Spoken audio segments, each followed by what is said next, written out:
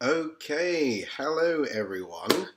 My name is NK, and for those of you who have been following the My Teacher study squads for a while now, I'm back to do another chemistry squad, and I'm super excited to have been invited back by my teacher again to run another chemistry squad. It's a really exciting time, so I'm really excited to really get started.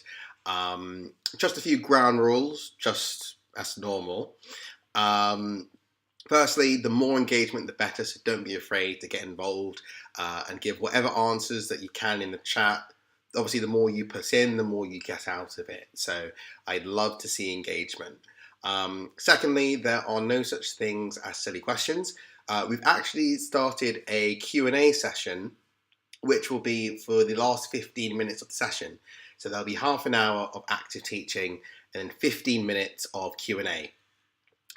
So in that last 15 minutes, you can ask me any questions you want about chemistry. And it doesn't have to be on the topic that we've gone over today.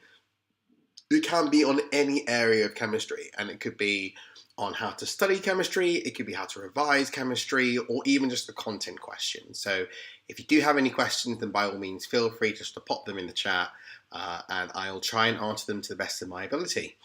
The squads will be going on for 10 sessions this term as normal. So it'll be really great to see all of you join week on week at 6 o'clock on a Thursday. And that being said, if you have any other friends who might benefit from these squad sessions as well, by all means do make sure to refer this on to them as well. There is a link in the description of this video where you can pop your details in, and my tutor will actually remind you week on week when it's time to get comfortable for the squad. So do make sure to check that out as well. We have our lovely moderator Inga, who I think is moderating the session. I think she's live. So don't be afraid to say hi. It'd be great to see you as well. But yeah, we'll just give it like 3 more minutes or so before we get started. Today I'm going to go over atomic structure. So that's going to involve what the atom looks like, the different components of the atom, and actually the history of the atom. So looking at how we got to where we are now. And then I'm actually going to leave it for you guys to then tell me what you want to cover next week. So week on week, we'll be going over stuff that you want to go over, really, because I think that's the most important thing, isn't it? To go over content that you find useful. So obviously, the more engagement, the better. The more answers I get, the more I'll know what to put together for next week's session. But by all means, we're going to start in 2 minutes or so. So don't be afraid to say hi. It'd be great to see if there are any new faces or any returning faces from last term. But yeah, we'll get started in 2 minutes. So by all means, feel free to say hi in the chat. I'm just going to broaden my little whiteboard space just so I've got a bit more writing room there. Fantastic. So we'll just get started in 2 minutes or so.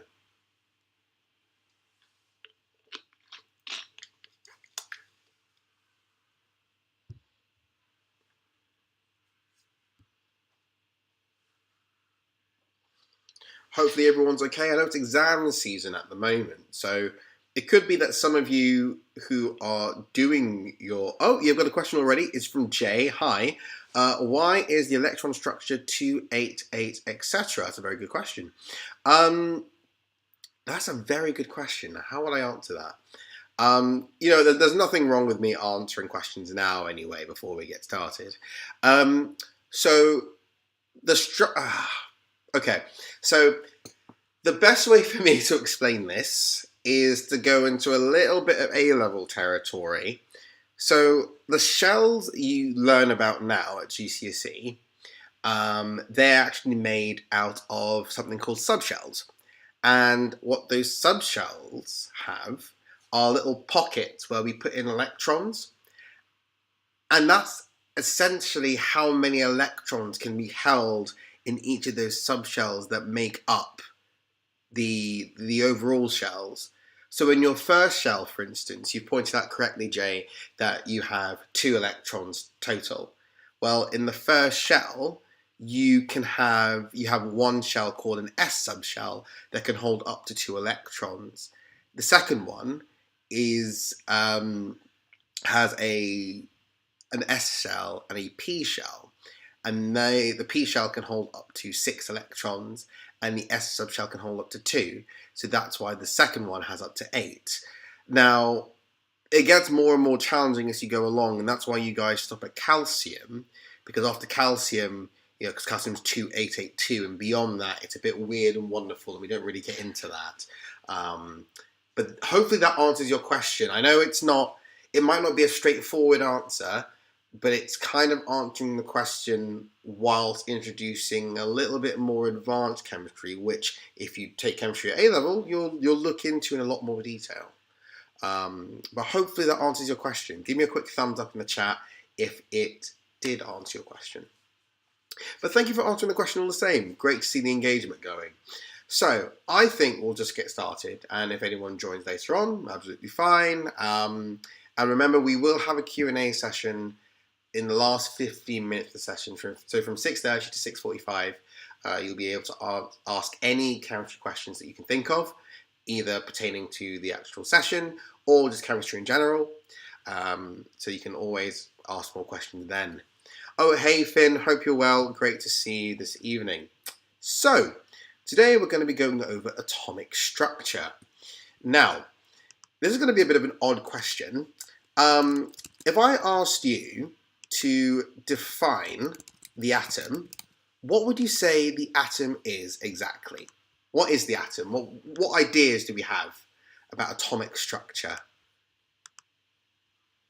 I'm just going to make the font of this slightly larger as well. If you couldn't tell, I'm using a Mac, and Macs don't have MS Paint, which is really, really annoying, but oh well, it is what it is. There we go. So what ideas do we have about the atom? What is an atom? What is it made up of? Who can give me some good answers? The more engagement, the better. So by all means, don't be afraid to pop something in the chat. There are no silly answers whatsoever. This is a space for you to learn. So by all means, the more you put in, the more you get out of it. So give me some ideas. I'll throw in a few ideas just to get the ball rolling. I'm going to say that the atom consists of, or let's say it contains neutrons. So that's what I'm going to say. That's going to be my contribution. I can see that Finn, you've also contributed. Well done, buddy. You have said that it's made up of protons. Just going to make the chat larger. And electrons. Fantastic. So I'm going to add that on.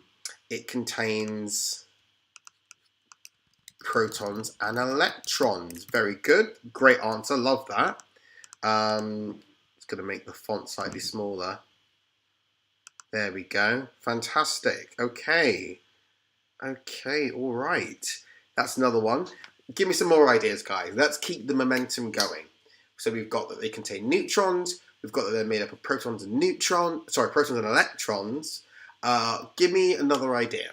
What else can we think of when it comes to atoms or atomic structure or the history of the atom? We're just getting a bit of a mind map going.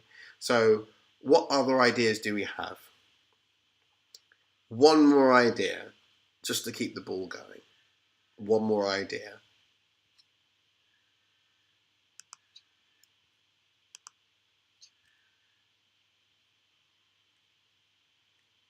What else can we think of?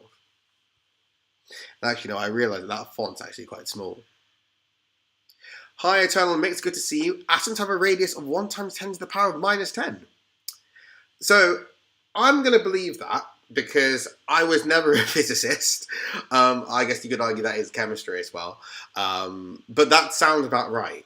So good on you for that one. That's also that's a good fact. Let's add that one on. Let's add that on. So we can say that atoms have a radius of 1 times 10 to the power of minus 10. And then Finn, you've added another one, say negatively charged electrons and positively charged protons. Love it, guys. Loving the engagement. Big up both of you for engaging. Love it. Okay, so that's what we've got going on here with regards to the atom.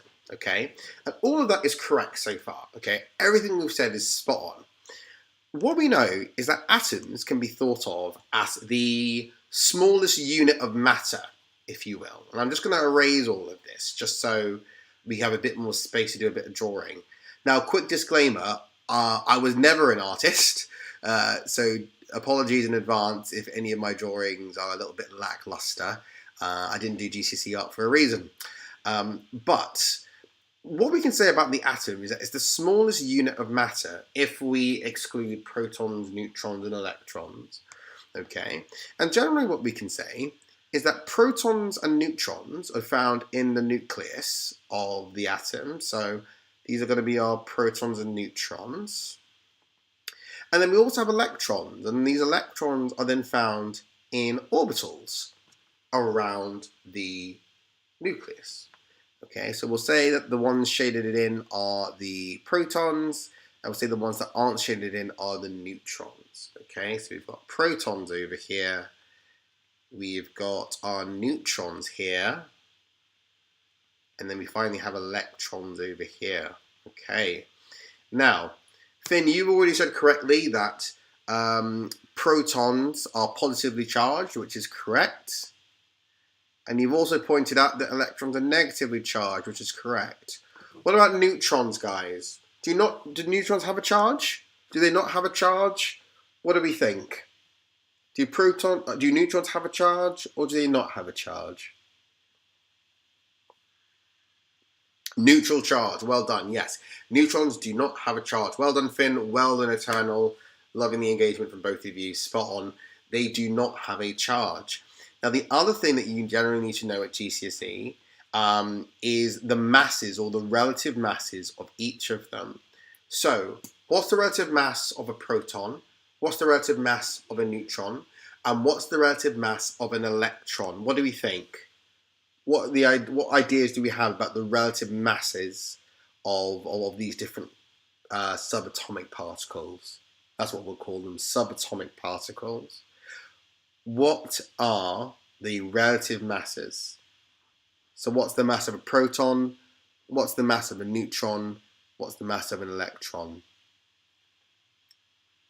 So Eternal, you said it's 1 for a proton. I'd agree with that. Yeah, the relative mass of a proton is 1. What about a neutron? What's the relative mass of a neutron? So remember, when we're thinking about mass, we're thinking about how much it weighs, in a sense. Okay, Finn, you said that the mass of an electron is -1. Okay. What about neutrons? The neutrons are 0. Okay. So I think we've gotten slightly confused there between mass and charge, which is fine. It's easily done. Okay. So when we think about charge, the charge is, as we've talked about, whether it's positive or negative or non-existent.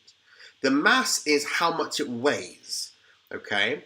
Now, the mass of a proton and the mass of a neutron are generally the same. They're about 1. Neutrons a little bit heavier than protons in reality, but we can say that the relative masses are about 1.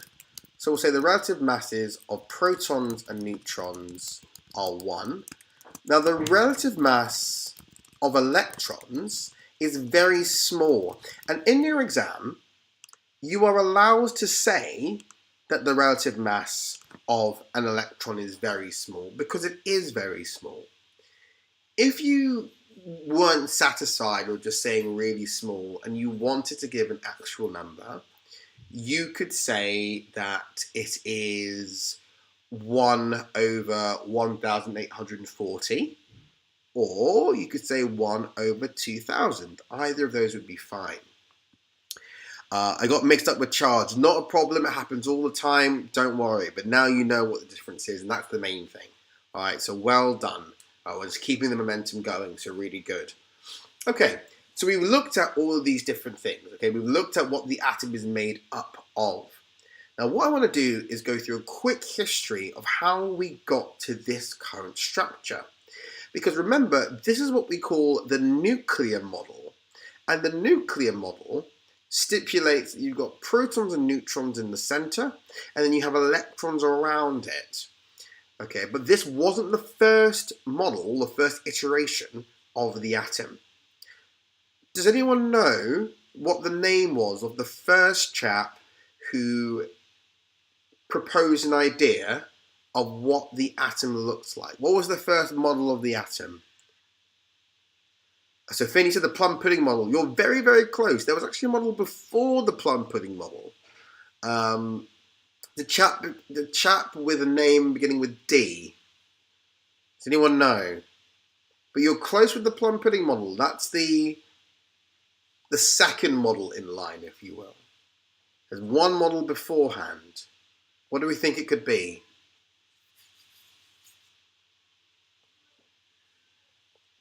What do we think?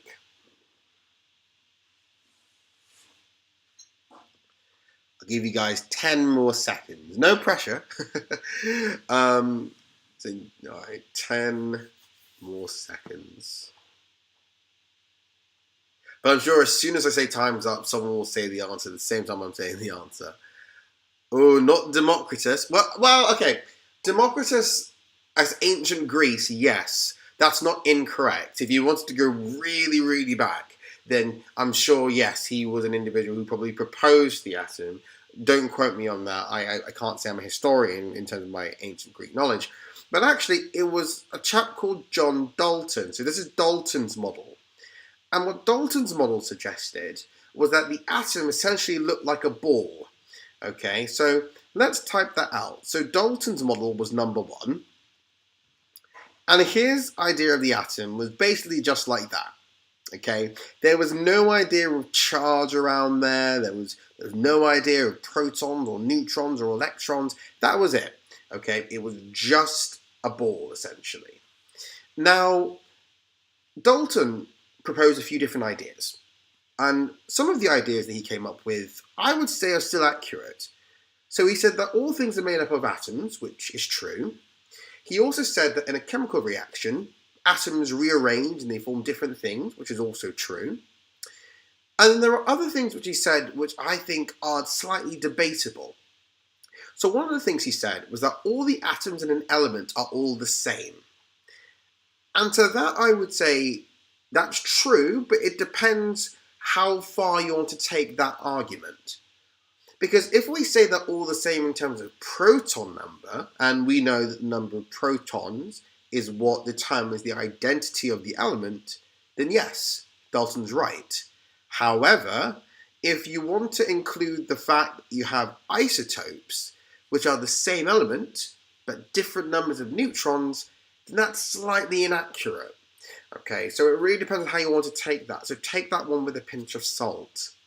Okay, but generally, this is what Dalton came up with. Dalton's model was just a ball, essentially. Okay, that's all it looks like.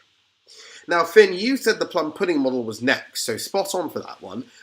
Do you want to tell us about the plum pudding model? What was it about? What did it look like? Describe it. And based on what you describe, we'll have a bit of fun with this, I will draw what you described in the lesson space. So, what did the plum pudding model look like? And the plum pudding model was put together by a chap called J.J. Thomson. So what did the plum pudding model look like?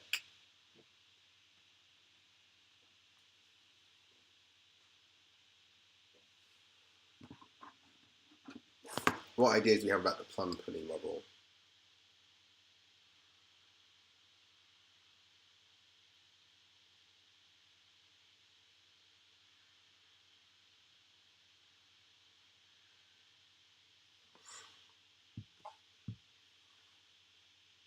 What did it look like? If we're not too sure, just maybe give me some ideas or maybe some descriptors. What does plum pudding look like? Okay, Amber, hi, good to see you. A round ball with a cross in the middle. And Finn, you said it's negatively charged particles in a ball of positive charge. Well done, you two, spot on. That's exactly what the plum pudding model looks like. Okay, so what J.J. Thomson suggested was that the plum pudding model, that the atom itself was positively charged. So I'm gonna switch to blue, because why not? So that the atom itself was positively charged. Okay. And then you then had electrons rather, scattered on the surface, like so. Okay? So J.J. Thomson's idea, it's not wrong by any means. We're getting closer to where we want to be. But on the other hand, we're still a bit far off because we know that that's not what the atom looks like. If we compare that drawing to the drawing at the top of the little whiteboard, we can see that we're still quite a ways off. We've gotten better because we've now introduced the concept of charge, and now we've acknowledged that electrons exist. But the structure isn't quite there yet. But we're going to get there. And we're going to get there next with the model that we've drawn at the top. Now, the model at the top was the nuclear model, which is what I mentioned before. And the nuclear model was proposed by Ernest Rutherford. Now, you guys have been smashing it so far. Really proud of you for all the engagement and all the brilliant, brilliant answers. Who wants to be really, really brave and explain what Ernest Rutherford's experiment entailed? You don't have to write out the whole thing if you don't want to, but you can just give some words that are related to it. What was the name of the experiment? What are some of the conclusions from the experiment? What do we generally think? Okay? It'd be really great to get some ideas from some of you. You don't need to type out the whole answer. You can just type a few words if you're more confident with that. So what do we think? What are some ideas that we have about Ernest Rutherford's experiment?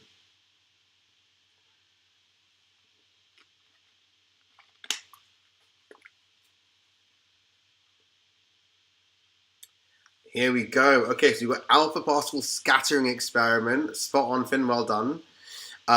We've said electrons attracted to nucleus. Good. So that was one of the conclusions about the nuclear model that we can see there. So that's also good. Well done, Finn. Well done, Eternal. What are some other ideas we have going on from the experiment, from Ernest Rutherford's experiment?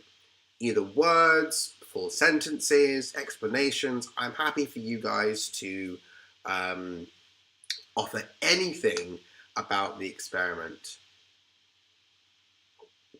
That caused the atom to collapse. Okay, that's something else. Okay. What else have we got? What other ideas do we have? Let's come up with two more ideas, and then we'll go right into the explanation.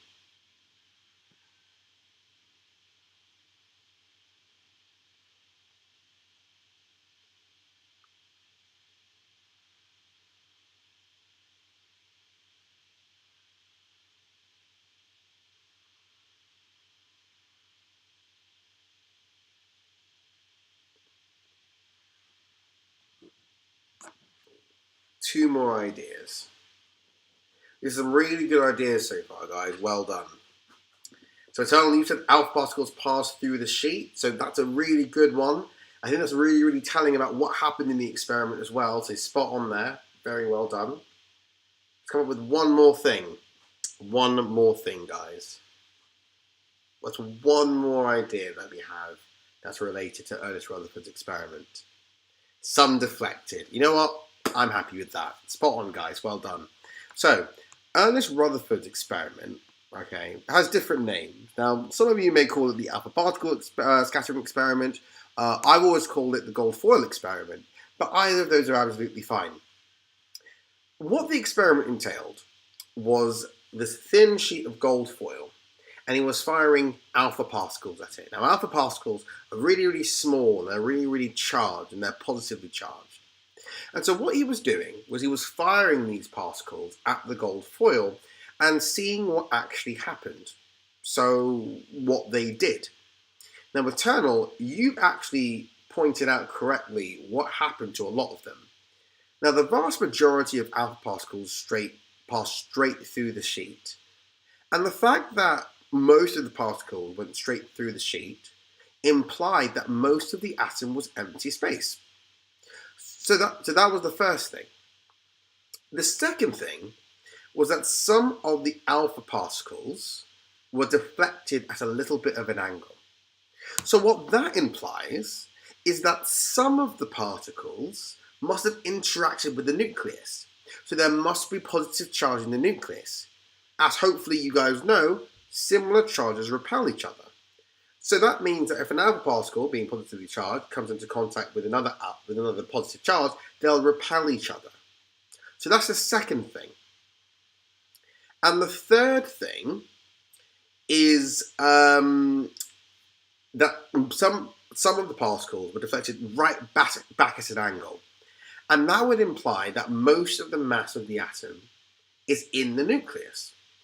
So those are the three things that he proposed, and the result of that was the nuclear model. Okay, but then that brings us on to another point that Eternal mentioned, which was causing the atom to collapse. Now, there was a flaw with Rutherford's experiment. Now, I say that as if I would be able to replicate it. I certainly wouldn't. But one of the drawbacks of this idea was that electrons are orbiting the nucleus, and then they're attracted to the nucleus. But the point is that why aren't the electrons sticking onto the surface? Essentially, what would be suggested here was that if electrons were orbiting the nucleus and changing direction and giving off energy, essentially at one point electrons would lose all their energy and collapse onto the nucleus, which we know isn't the case, which then led us on to Bohr's model. And what Bohr suggested was that electrons are in shells, and by being in shells, they have a quantifiable amount of energy. Okay, and that is a nice little summary of the history of the atom and what atomic structure looks like.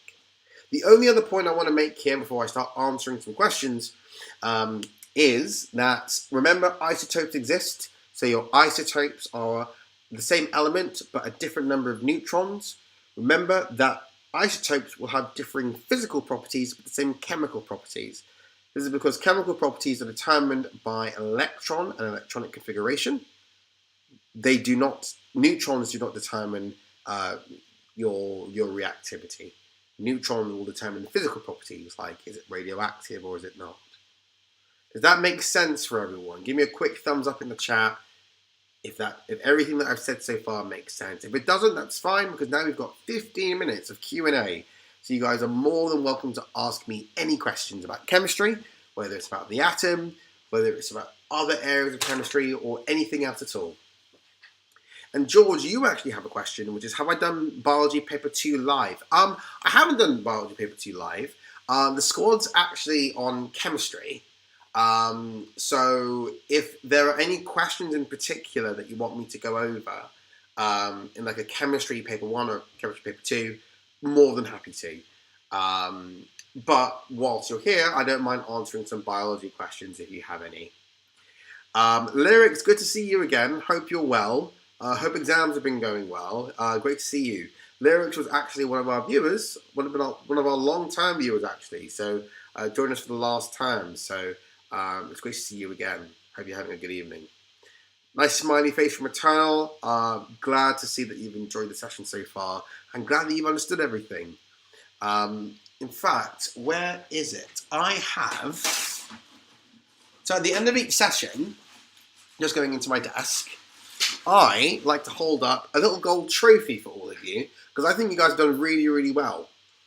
And ultimately, I think that I've got the best squad here. Okay, now I'm always a little bit competitive, okay, and yes, I'll always say go and check out the other squads that happen in the week, but I feel quite strongly that so far I've held the title of the best chemistry squad that my tutor has to offer.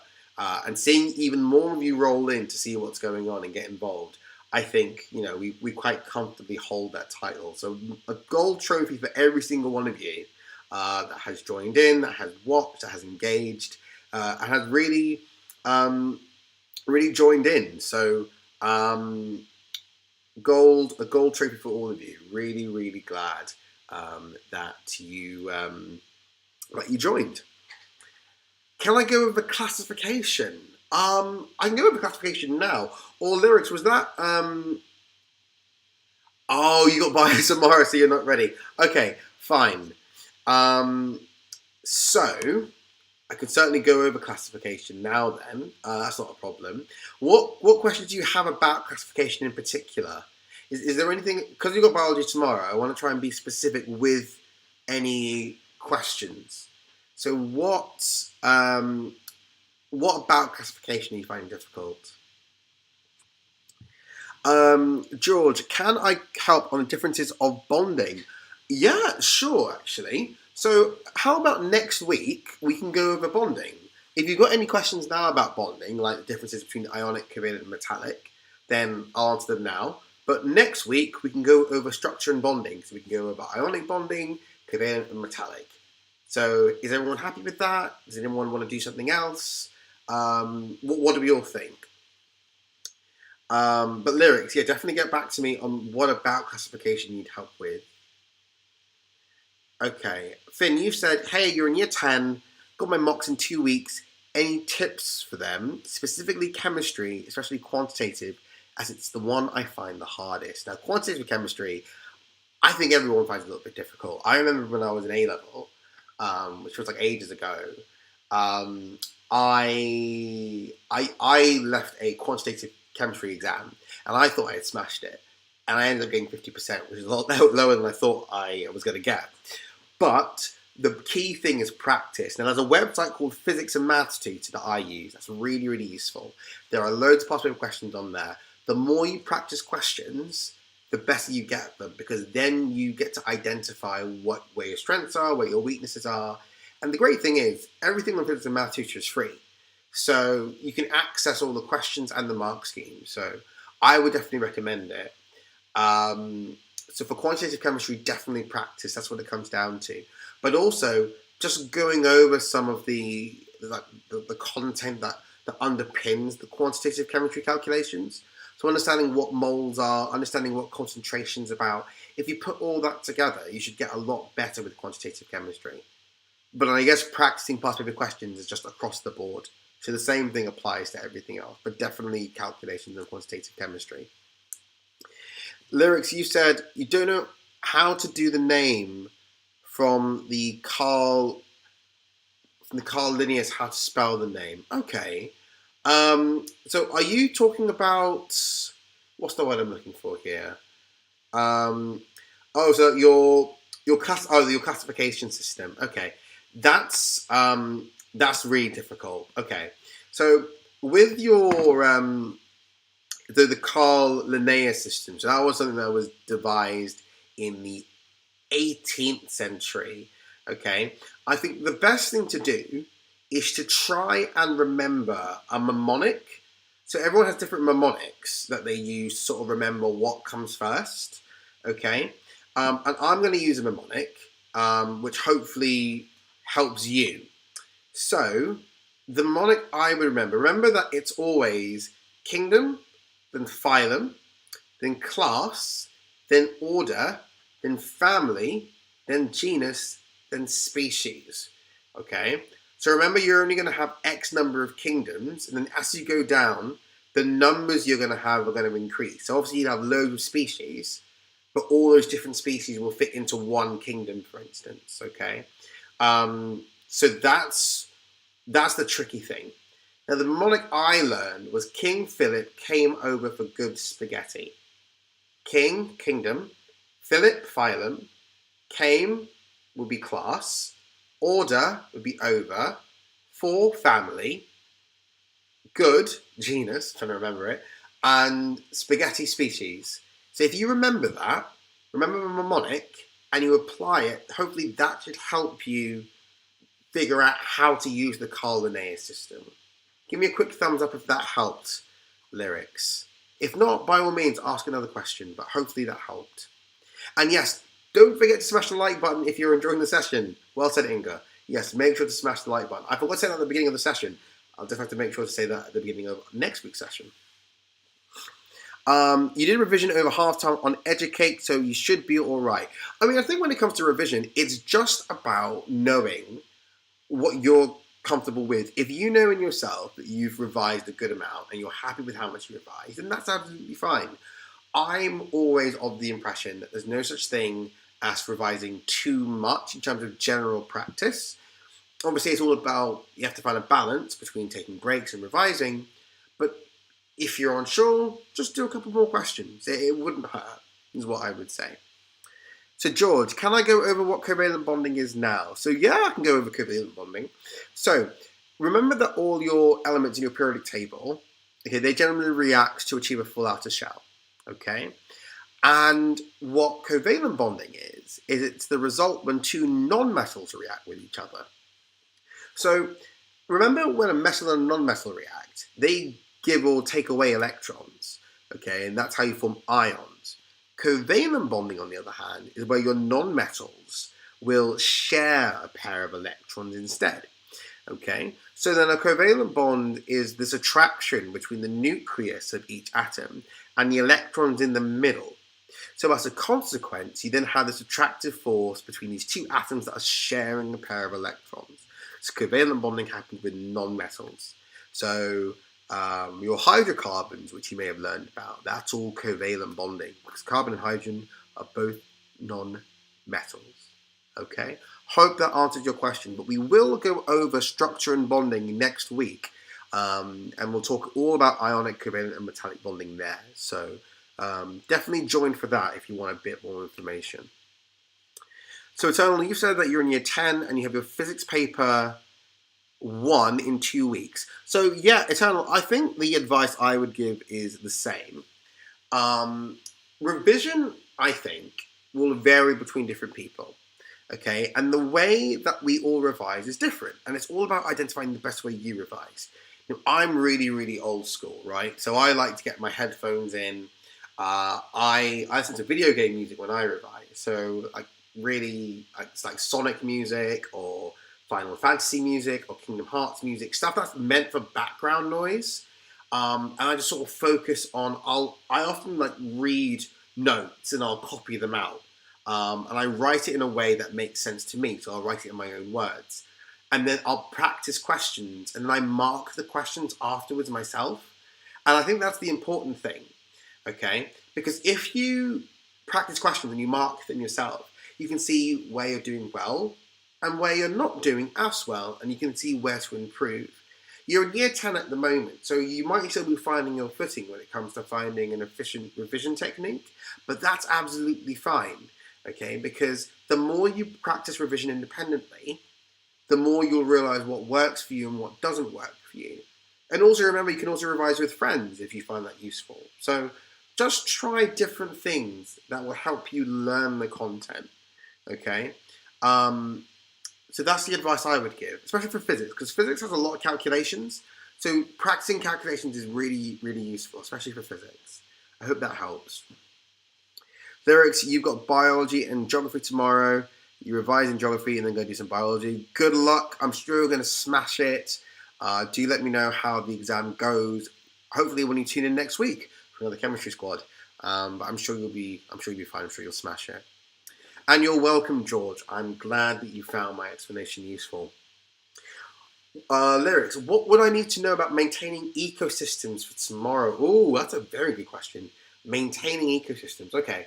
So with the ecosystems topic, I think it's really a culmination of different concepts that tie into ecosystems.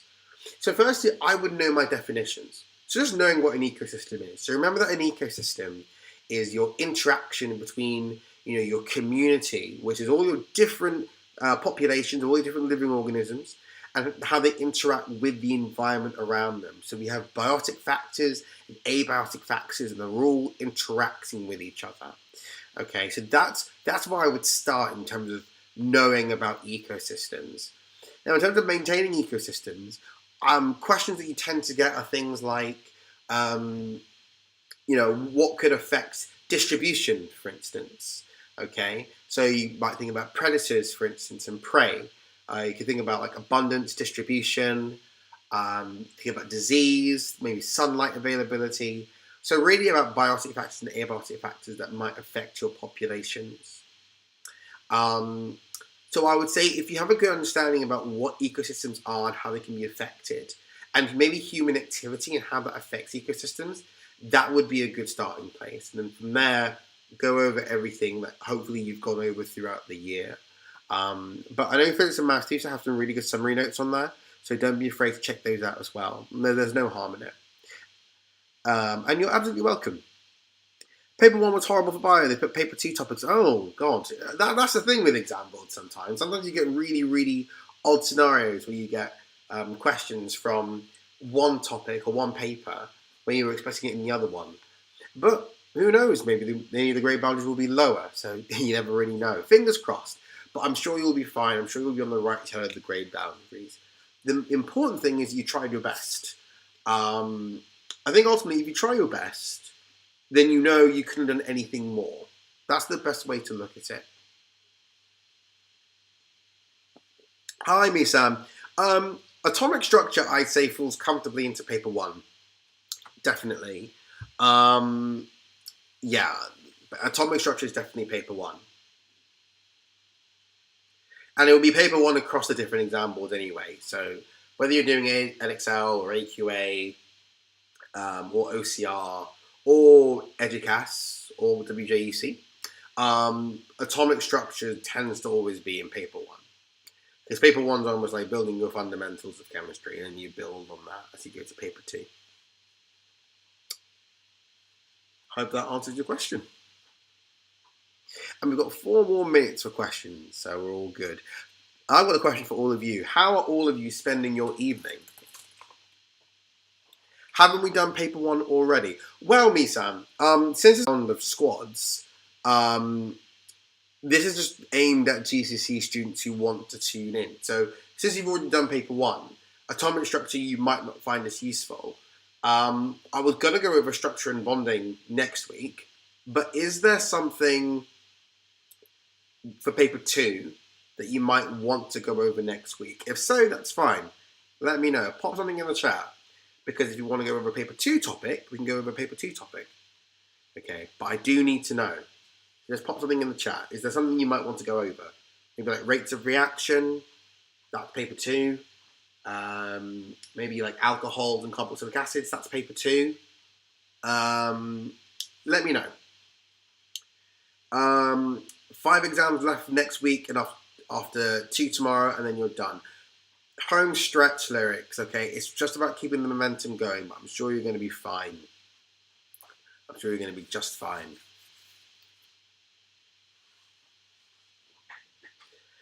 So, getting towards the end of the session, we've got 2 minutes left. So, are there any paper 2 topics for chemistry that you might want to go over? Because I know we had said earlier that we wanted to go over structure and bonding, but if a paper 2 topic would be preferred, then we could see what that topic is and then either do that next week in structure and bonding the week after, or do the paper 2 topic the week after, but definitely let me know. But otherwise, since we're getting towards the end of the session, I think it would be an appropriate time for me to say thank you all for joining, okay? Every year, not every year, actually every term, my tutor do these squads, and there are no squads without you. So it's really, really important that you engage and you join, and it's really important that we thank you for everything that you do and for you joining, okay? It really does make a difference, so thank you. So before you do leave the chat, do click on the link that Inga has kindly popped in the chat. The more feedback you get, it means that we know how to make these sessions better for you. So last term, the sessions were only half an hour, and one of the big bits of feedback that we got was you wanted them to be longer.